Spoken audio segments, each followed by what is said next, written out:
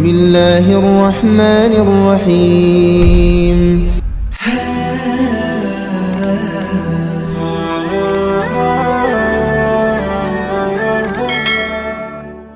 Assalamualaikum warahmatullahi wabarakatuh.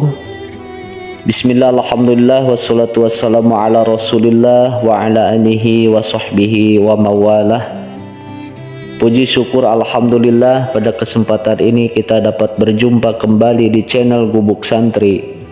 Harapan dan doa semoga saudaraku semuanya selalu diberikan kesehatan, dipanjangkan umurnya, dilapangkan rizkinya, diampuni dosa-dosanya, serta senantiasa kita semua selalu mendapatkan hidayah, inayah, taufik dari Allah Subhanahu wa Ta'ala.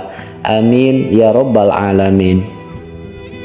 Salawat dan salam semoga senantiasa tetap tercurah limpahkan kepada baginda Nabi kita, yakni Nabi besar Muhammad sallallahu alaihi wasallam. Allahumma sholli ala sayyidina Muhammad wa ala ali sayyidina Muhammad. Sahabat beriman yang dirahmati Allah Subhanahu wa Ta'ala, sebelum saya melanjutkan, jangan lupa subscribe dulu channel ini agar channel ini lebih bermanfaat dan dapat terus menyiarkan syiar-syiar agama Islam. Sahabat, di dalam salah satu kitab tasawuf, yaitu kitab Kifayatul Azkiya karangan Syekh Abi Bakrin Al-Maki, di dalam syarahnya di sana dikatakan, pada waktu Nabi Muhammad sallallahu alaihi wasallam Isra Mi'raj, Nabi melihat di surga ada 4 telaga atau 4 sungai, yang mana sungai itu yang pertama isinya adalah air tawar biasa, sungai yang kedua isinya adalah air susu, sungai yang ketiga isinya adalah air khamr, kemudian sungai yang keempat isinya adalah air madu. Kemudian Nabi Muhammad SAW bertanya kepada malaikat Jibril, "Wahai Jibril, dari mana sumbernya air tersebut dan kemana mengalirnya air itu?" Kemudian malaikat Jibril menjawab, "Wahai Muhammad, semua air itu mengalirnya ke telaga Kautsar, tapi aku tidak tahu dari mana sumber air tersebut mengalir. Jika engkau ingin tahu, pejamkanlah matamu dan berdoalah kepada Allah Subhanahu wa Ta'ala." Seketika Nabi Muhammad SAW memejamkan matanya dan berdoa kepada Allah Subhanahu wa Ta'ala, maka datanglah satu malaikat, dan malaikat itu membawa Nabi Muhammad SAW ke suatu tempat. Seketika Nabi membuka matanya, Nabi tiba-tiba ada di dekat sebuah pohon. Kemudian Nabi melihat di depannya, di hadapannya ada sebuah kubah besar yang terbuat dari mutiara, yang mana kubah itu saking besarnya, jika penduduk bumi disimpan di atas kubah itu, bagaikan bola disimpan di tengah lautan, tidak akan kelihatan, saking besarnya kubah tersebut. Lalu kemudian Rasulullah SAW berjalan dan mendekati kubah tersebut. Kemudian Nabi membuka pintu dari kubah tersebut, tetapi sahabat, pintunya terkunci. Nabi lantas kembali lagi, kemudian ditanya oleh malaikat, "Ya Muhammad, kenapa engkau tidak masuk ke dalam kubah itu?"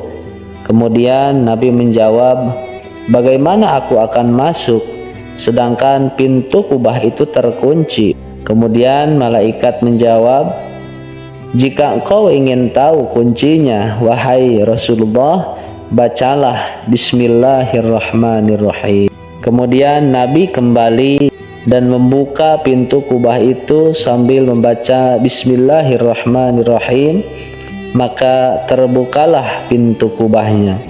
Ketika Nabi Muhammad SAW masuk ke dalam kubah tersebut, Nabi melihat di dalam kubah itu ada 4 tiang, yang mana di setiap tiang itu bertuliskan Bismillahirrahmanirrahim. Ternyata sahabat, air-air yang mengalir ke 4 sungai tersebut mengalirnya dari kalimah Bismillahirrahmanirrahim. Air biasa keluarnya dari mimnya lafaz bismi. Kemudian air susu mengalirnya dari haknya lafaz Allah. Kemudian air khamr keluarnya dari mimnya lafaz Ar-Rahman.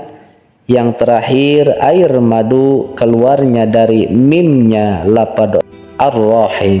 Kemudian Allah Subhanahu wa taala berfirman, barang siapa umatmu yang ingat kepadaku kemudian berzikir membaca Bismillahirrahmanirrahim dengan ikhlas, maka umatmu akan meminumnya air-air tersebut. Sahabat beriman yang dirahmati Allah Subhanahu wa taala, ada beberapa kandungan dari riwayat yang tadi. Yang pertama adalah al-isti'anah. Jadikan bismillah ini sebagai sarana untuk meminta pertolongan kepada Allah Subhanahu wa taala. Yang kedua, tolabul barokah. Jadikan bismillah ini sarana kita untuk mendapatkan keberkahan dari Allah Subhanahu wa taala. Karena bismillah ini bukan sekedar hanya untuk membaca Al-Qur'an saja, tapi di setiap kita mengawali aktivitas kita, kita ucapkan Bismillahirrahmanirrahim, dan semoga apa yang kita lakukan menjadi suatu ibadah kepada Allah Subhanahu wa taala. Kemudian yang ketiga, bismillah ini miftahu kulli syai'in. Jadikanlah kalimat bismillah ini sebagai awal dari segala hal yang akan kita lakukan. Apalagi sahabat, menurut ahli tasawuf memaknai dari setiap huruf-huruf dari kalimat bismillah ini. Yang pertama, huruf ba dari kalimat bismi ini adalah ba ini birruhu. Maksudnya, barang siapa yang selalu membaca Bismillahirrahmanirrahim, maka kita akan mendapatkan kebaikan-kebaikan dari Allah Subhanahu wa taala. Kemudian yang kedua, huruf sin, bismi. Huruf sin ini menurut ahli tasawuf adalah sirruhu. Maksudnya, barang siapa yang selalu membaca Bismillahirrahmanirrahim, maka ia akan mendapatkan rasiah-rasiah dari Allah Subhanahu wa taala. Yang ketiga, mim bismi. Mim ini adalah minnatuhu. Maksudnya, barang siapa yang selalu membaca Bismillahirrahmanirrahim, maka ia akan mendapatkan anugerah dari Allah Subhanahu wa taala. Sahabat beriman yang dirahmati Allah Subhanahu wa taala, mudah-mudahan apa yang telah disampaikan bermanfaat bagi kita semua. Mohon maaf jika ada kesalahan kata. Wallahu a'lam bishawab. Akhirul kalam. Wassalamualaikum warahmatullahi wabarakatuh.